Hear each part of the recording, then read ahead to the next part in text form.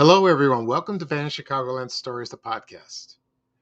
I'm your host, Pete Costanis. This is episode 118, season 5. Today's date is April 5th, 2022. And today's program, I will talk about Woolco discount stores. It was part of Woolworths. And they didn't last very long in the Chicagoland area. And I will talk about its history and my memories of the store. Also, I'll do a wrap up of last week's post on Chicagoland on my Facebook page. Right now, the program will go into a commercial break, and this program is brought to you by Faberge Organic Shampoo. And it's a commercial from 1984, and it features actress Heather Locklear, best known for Dynasty, TJ Hooker, and Melrose Place. So here we go. When I first tried Faberge Organic Shampoo with pure wheat germ oil and honey, it was so good I told 2 friends about it, and they told 2 friends, and so on, and so on, and so on. And believe me, there's still nothing like the original Faberge Organic. It gives me super shine, super body. And super fresh-smelling hair. Try it, and you'll tell your friends about it, and they'll tell their friends, and so on, and so on. Be sure and get the original Faberge Organic Shampoo and Conditioner with pure wheat germ oil and honey. Alrighty, everyone, I am back. I hope you enjoyed the commercial for Faberge Organic Shampoo, and it featured Heather Locklear. She became very famous for her TV shows, and I remember first watching her on Dynasty in 1981, right, the second season, when that's when also introduced Joan Collins, her character Alexis Carrington, and the show started very slow, then it got very popular, and then it became an 80s icon. You know, an iconic show, and I still love it. And I still watched, sometimes you watch clips on YouTube, and I still miss it because I watched all 4 primetime soaps in the 80s. Dallas, Dynasty, Knots Landing, and Falcon Crest. Also, they had the spinoff for Dynasty, which is the Colbys. It only lasts 2 years. And also they had a hotel, and that was like a love boat in a hotel. It was great TV. And Heather Locklear, she hasn't been around lately. I've heard she had personal problems, but I always loved watching her. I didn't watch her much on TJ Hooker, but I watched her on Dynasty, like I said before. She started, her character was Sammy Jo Dean. She started very sweet and innocent. Then she turned into this manipulative, greedy bitch. And I love her moments with Joan Collins, with bitch to bitch versus bitch on the show. That makes it great TV. It's a lot of fun. And then after that, she started on Melrose Place. The show didn't start very well, but her character Amanda Woodward became like that. She was the Alexis in that show, and that was popular in the 90s. So yeah, good luck to her, whatever she's doing. Okay. Today I will talk about, as I said in the beginning of the program, I will talk about Wilco discount stores, and I'll do a wrap-up of last week's post on my Van Chicagoland, which I will do right now. And I'll talk about Wilco at the end. Some very interesting posts I had this past week. First off, I had, I found a coupon on eBay. It was for Bressler's ice cream. The 33 flavors. A lot of people missed that ice cream. The other one they missed, the other one was Seal Test. Yeah, that was good too. And both are gone, unfortunately. You know, and I think they were founded in Chicago. I think they were, especially Bressler's. And I found a little history about that. It was an ice cream chain founded in 1927 by a Polish immigrant. His name is William J. Bressler. And believe it or not, in 1954, he founded the chain Henry's Hamburgers.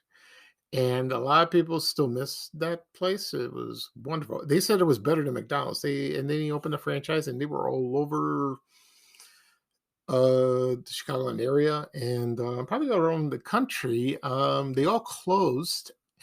And believe it or not, there is one location that's remaining, and that's in Benton Harbor, Michigan, which I've been told. So if you're ever in the area, I hope it tastes the same. I don't know, because I've never been there. I never patronized at that place, but I heard it's wonderful. And then, anyway, William Bresler found that restaurant, and then he sold the chain in 1987 to Oberweis, and that's still around. After that, it was first Bressler's ice cream, then Bressler's 33 flavors, and I remember there was Baskin Robbins 31 flavors. And then, anyway, and then it just disappeared, you know. So that's a shame. That really was. It was good ice cream. I like it. I remember it was located in Fort City Mall. I remember that, even the food court. It was there for a long time. Okay. Next up, I posted about this was very popular when I posted it. It was the Eden's Theater. It was a movie theater that was located at 320 Skokie Boulevard, Northbrook, Illinois. And this opened on March 8th, 1963. And it was very huge, and it had red curtains and a small stage area. And the original color scheme was gold and off-white with teak paneling. I wish I'd seen that. And the exterior of the theater looked like something like in that movie, 1956 Forbidden Planet. It was like a science fiction movie. And the building was constructed like it was the largest hyperbolic paraboloid. I can't pronounce that well. And it was a concrete roof curved sharply upwards at the end. It was kind of cool, and I never seen it. I wish I did, because I was on the south side and it was north. And let's see, and it had a very interesting decor inside the theater. The main lobby was sunken, and they had a set of chairs and a living room, and they had artwork. Beautiful. Yeah. At the time, it was beautiful. I can't imagine now. And then in 1969, in November 14th, they built a second one adjacent to the original one, and it was renamed the Edens 1 and 2, like most theaters. They did that. And they closed it in 1994. And somebody bought it, and it was right in the Edens Plaza. And anyway, the guy who bought it, he decided to tear it down, which was a stupid idea. I don't know why. And so right now, where the theater stands, it's the Village Square of Northbrook is a shopping center there now, and that's a shame, because when I posted this photo of the theater, people remember what movies they saw and their experiences and their memories, and they said it was very unique at its time, and it looked beautiful. That's a shame. I wish I went there. I wish I did, but no. Okay, so another theater gone bye-bye. Okay. Next up, we have I Magnan. And it was just a postcard. It was located near the water tower, the structure in downtown Chicago, not downtown, by the Magnificent Mile on Michigan Avenue. And I'll give you a brief history on that. That was founded in San Francisco. It's a very luxurious department store, very high fashion. And the person who owned it was a couple. Their name was Isaac Magnan and Marianne Magnan. And of course, I Magnan, that's from Isaac.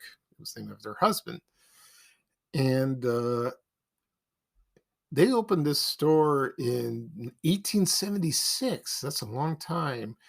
And expanded into other locations. And a lot of people said that they loved the quality clothing, the clothes they did. And there's a lot of famous fashion designers touted their designs there. And it's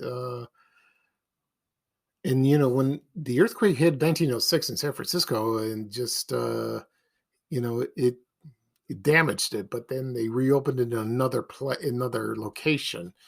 So that was luckily that. And anyway, so it was sold,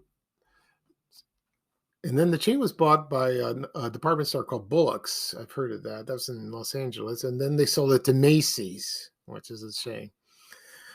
And then the one downtown, the one near on the Mag Mile closed after that. And but people, I've heard from people on my Facebook page, they loved going to that store when they were looking forward to shopping on the Mag Mile. They went to that one, and I think then's Bloomingdale's. I think Bloomingdale's moved there. I'm not sure, but so Magnum is gone. Yeah, that's a shame. We need more luxurious stores like that. Like Lord and Taylor. That's gone as well. Okay. Next up, we have.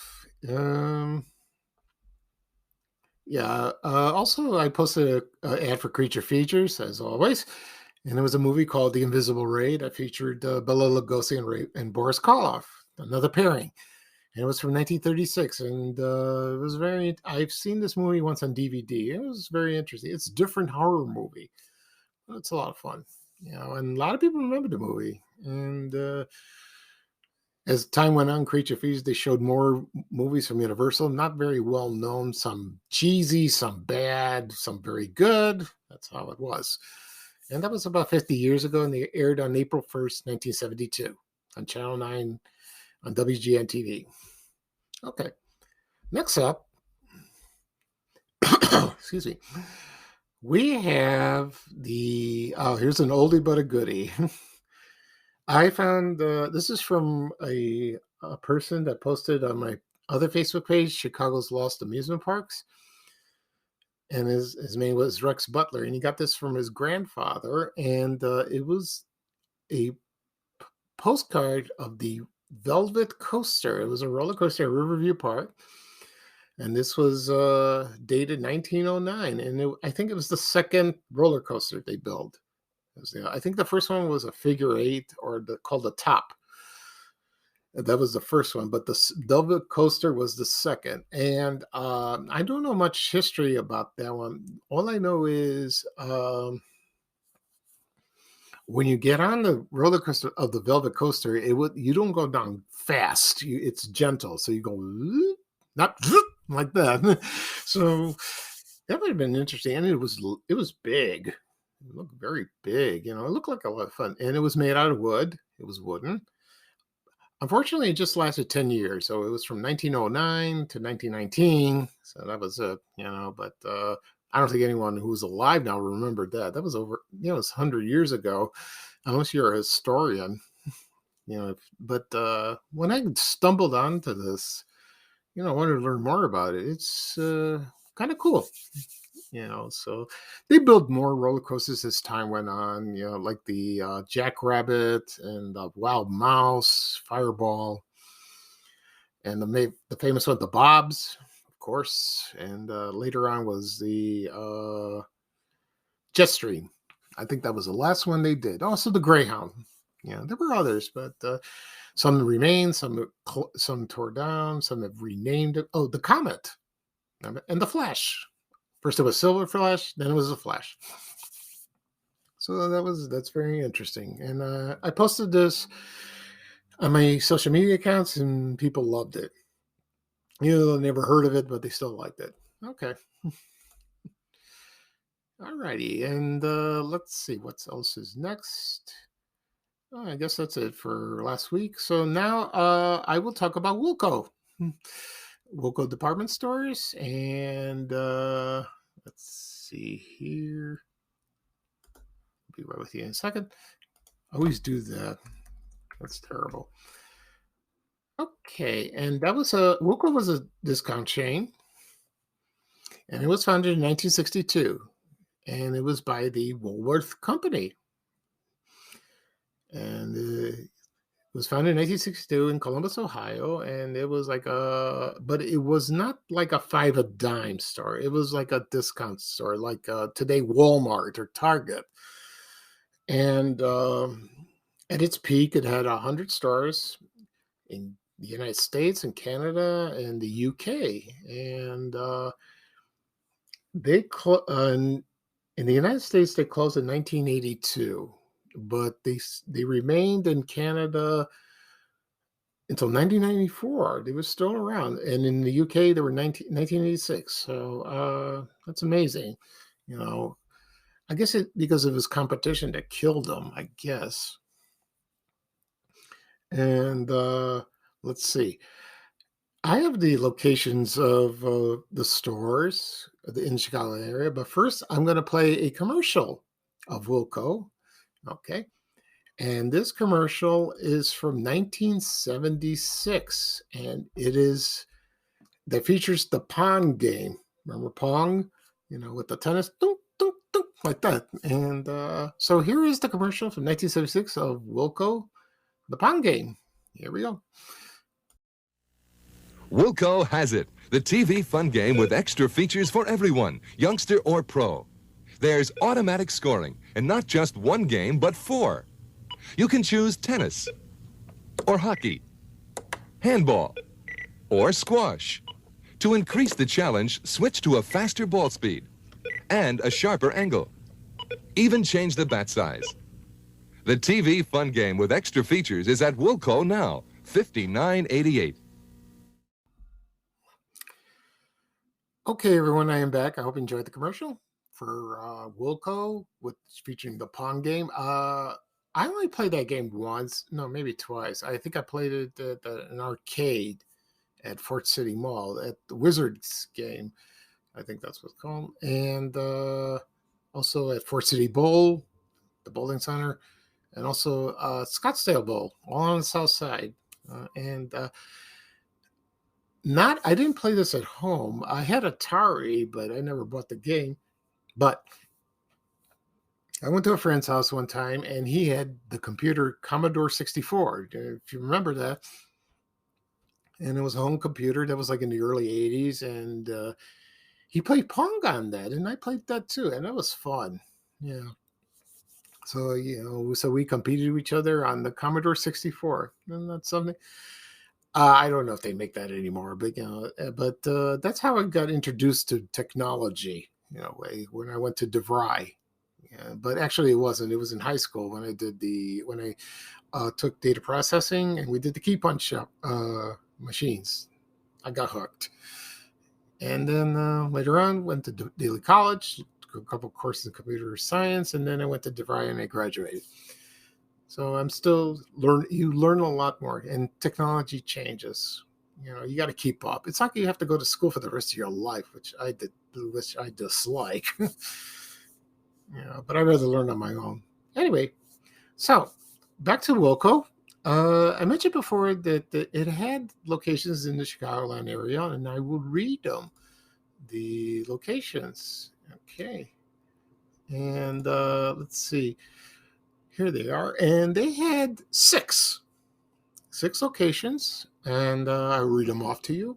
The first one was at Villa Park, Illinois. That was at the Villa Oaks Center, 200 West Roosevelt Road. Next, it was in Schaumburg, Park Plaza, 1975 Irving Park Road. Also at Rolling Meadows Shopping Center at 2995 Kirchhoff Road. Next, it was at Wheaton, Main Street Plaza, 288 East Geneva Road. Then in Oak Lawn Shopping Plaza, 8700 Cicero Avenue. And yeah, it was on the corner. I remember that. And also the last one was at Madison Market Plaza near the Lincoln Mall, 4200 Lincoln Highway. And they all closed on this month, I believe, in April 1982, about 40 years ago. And 3 of the stores converted into venture. And I don't know what happened to the others. I don't know which ones it was. So anyway, so what I remember, Wilco, I only shopped there a couple times or just browsed, and I asked my mother if she ever shopped there, and she goes, yes, I did. I went to the Oak Lawn location, and believe it or not, that was where EJ Corvettes was there. And And then let's see. So it was like Woolworths, but like I said before, it wasn't a 5 a dime. You found some discount items, but in the '60s, it was located in elsewhere. And there's photos of that on the internet, and it's a shame because it seemed like a good idea at the time. I remember the commercials on TV, and I also played one just now, like that. And it's a shame because there were other chains of discount department stores. I can think of a couple on my head. There was Shoppers World in the '60s, Turnstile, and there was Community. Remember Community? Yeah, I might do a podcast on that, or maybe do all of them. Yeah, Zare, of course, that lasted a long time, very long time. Of course, Venture came after that. All gone. That's a shame. Okay. So that'll be all for today of this episode. I discussed the wrap up of my posts from last week on Chicagoland and my Facebook page, and I also talked briefly about Woolco discount stores. And I had a good time. And thank you for joining me. And I will do another podcast episode this coming weekend. We'll see what I'll do. Anyway, everyone have a good day. And thank you again for joining me. And bye-bye for now from me. And here is Ray Rayner with a little traveling music saying bye-bye for now. So take it away, Ray. So long, everyone. We have to go. Bye, bye, bye.